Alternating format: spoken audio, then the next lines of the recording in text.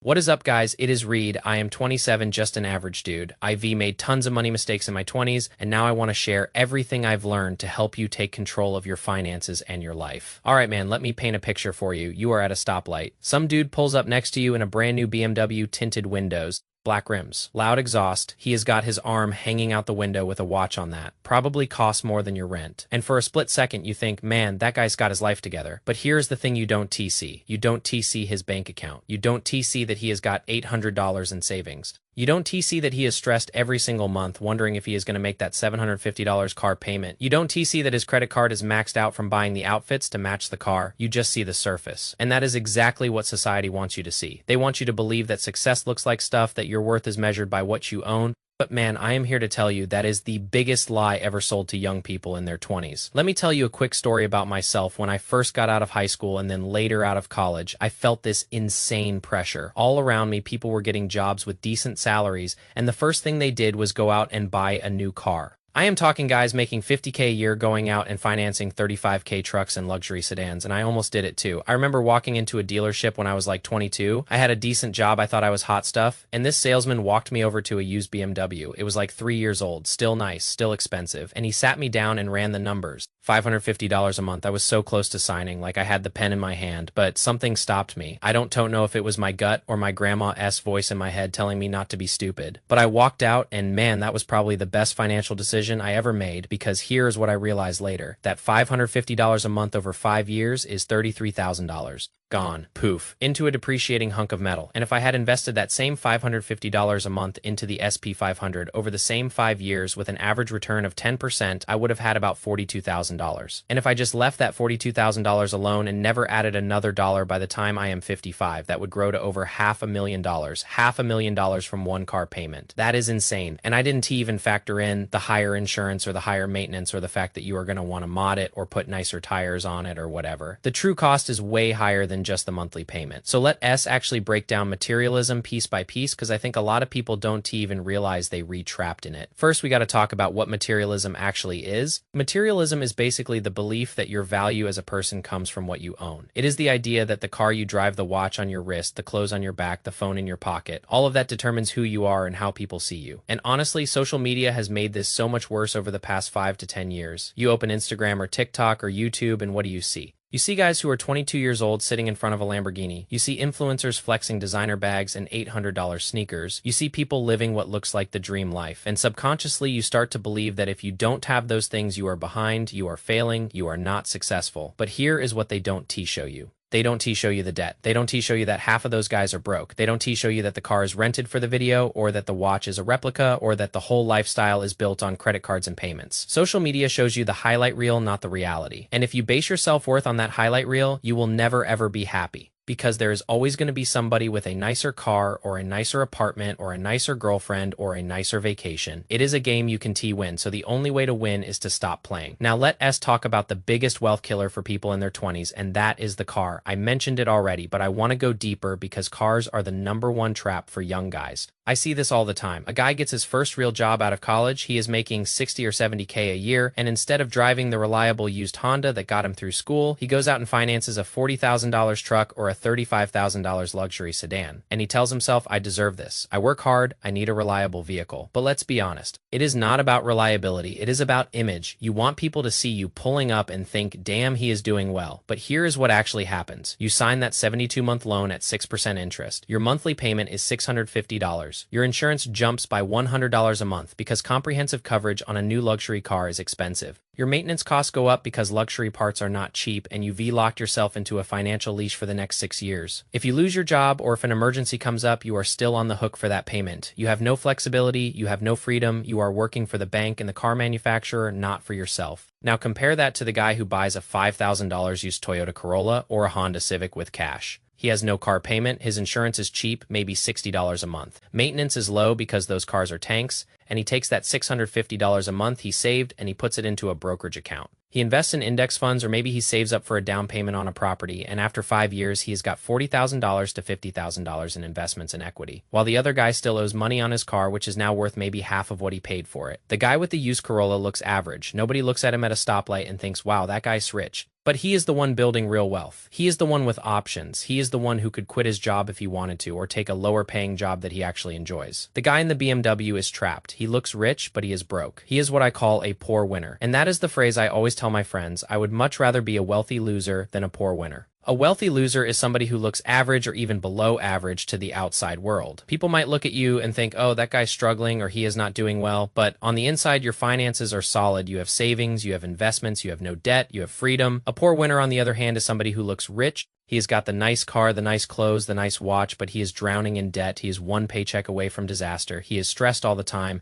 and I would take being the wealthy loser every single time. Because at the end of the day, nobody else is paying your bills, nobody else is covering your rent when you lose your job, nobody else is going to fund your retirement. So why are you living your life for their approval? It just doesn't make sense. All right, let's move on to the next big trap, and that is clothing and fashion. Look, man, I am not saying you should walk around looking like a slob. You should definitely dress clean and presentable. There is nothing wrong with wanting to look good. But there is a huge difference between dressing well and blowing your paycheck on designer brands. A $20 plain white t-shirt that fits you well can look just as good or better than a $200 designer t-shirt with a logo plastered all over it. A solid pair of $60 Levi's jeans will last you years and look great. You don't need $800 Balenciaga sneakers to look put together. Nobody who actually matters is judging you based on the brand of your clothes, and the people who do judge you based on that are usually broke themselves, or they just shallow people whose opinions you shouldn't care about anyway. Think about it this way. Every dollar you spend on a logo is a dollar you are not investing in your future. If you buy one $800 pair of sneakers instead of a $60 pair, you just lost $740. And if you invested that $740 at 10% annual return over 30 years, that is almost $13,000 for one pair of shoes. Now multiply that by all the designer clothes and accessories you might buy over your 20s. We're talking hundreds of thousands of dollars wasted over a lifetime just on trying to flex on people who don't really care. And I know because I used to be that guy too. I used to think I needed the nicest clothes to fit in.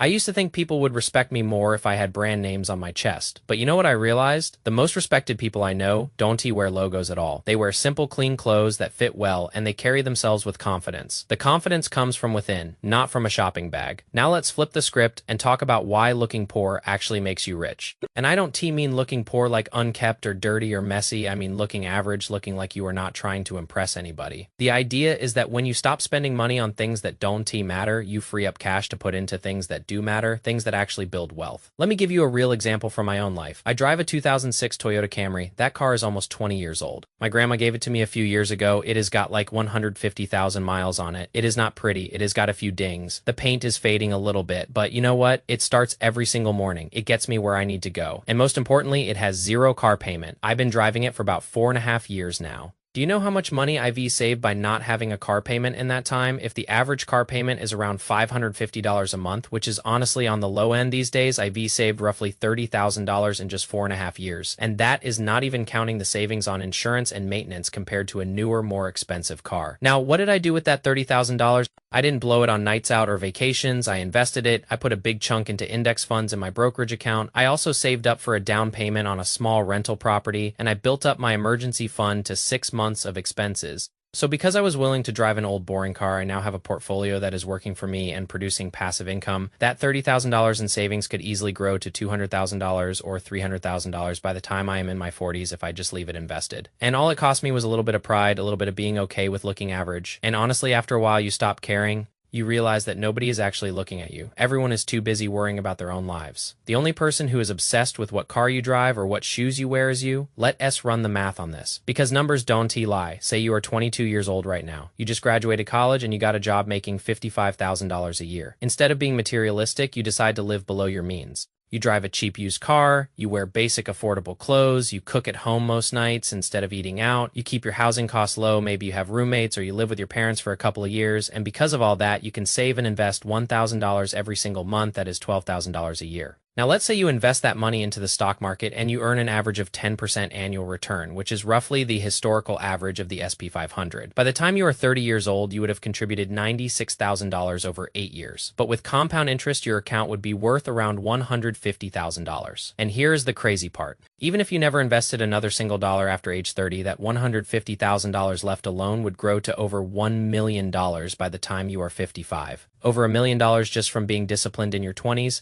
That is the power of compound interest. That is the power of delayed gratification, and all it required was you being okay with looking average for a few years while your friends were flexing on Instagram. Now, let me be clear. I am not saying you should be miserable. I am not saying you should never have fun or never buy anything nice. You can definitely treat yourself within reason, but the key word is within reason. The problem is that most people go way overboard. They want the $70,000 car when they're remaking $60,000 a year. They want the $300 shoes when they have credit card debt. They want the luxury apartment when they haven't even started saving for retirement. That is not treating yourself. That is self-sabotage. A reasonable treat might be buying a nice dinner once a month, or buying a quality item that will actually last you a long time, or taking a modest vacation with friends. But the majority of your money should be going towards building your future, not funding your image. One of the hardest parts of all this is dealing with social pressure. I am not going to lie to you, man. Sometimes people are going to give you a hard time. I've had friends joke about my old Camry. I've had people ask me why I don't upgrade to something nicer. I've had moments where I felt a little embarrassed pulling up to a date or a meetup with my friends in a beat-up car while they re-driving newer vehicles, and I'll be honest that social pressure is real. It can get to you if you let it, but you have to remember that those people are not paying your bills. Their opinions are not going to fund your retirement. And honestly, most of them are in debt themselves. They reliving paycheck to paycheck, and they reprojecting their own insecurities onto you. The same people who joke about your car right now might be asking you for financial advice in 5 or 10 years when they realize they've been treading water while you've been building wealth. I've actually seen this happen with my own eyes. A buddy of mine in college used to roast me for being cheap. He bought a brand new Mustang right after graduation. Super nice car. He loved it. He was always posting pictures with it on social media. Fast forward 4 years, and that Mustang is worth half what he paid for it. He has got a few thousand miles of wear and tear. The new car excitement is gone, and now he is stuck with a payment that is eating into his income every month while he is trying to save for a house. Meanwhile, I've been investing that money and my net worth is way higher than his. He is not laughing anymore. In fact, he has started asking me about index funds and how to start investing, and I am happy to help him because I want all my friends to succeed.